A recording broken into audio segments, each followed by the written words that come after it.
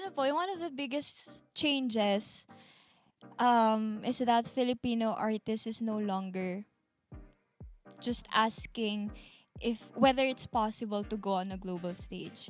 Kasi parang nagagawa na siya ngayon. Yes, it is possible. And I'm not just talking about our Coachella moment, but I'm talking about how many Filipino artists are doing world tours now.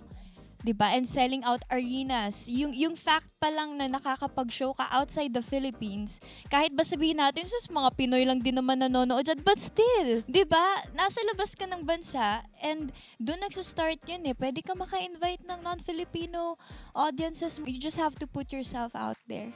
Ang galing na we're going abroad to introduce ourselves. Pero that time when we were there, like sila Tali or other mga people na na-meet namin, parang sila tuloy yung gustong pumunta ng Pinas because we went there. So parang nabaliktad siya, which is cool. And that's something now we hope na lagi mangyayari when we go abroad. Kasi hindi lang naman tayo yung gustong magpasikat. Gusto din natin ipasikat yung Pinas and for them to come here and reach more artists. So sana ganun lagi. Billboard Philippines.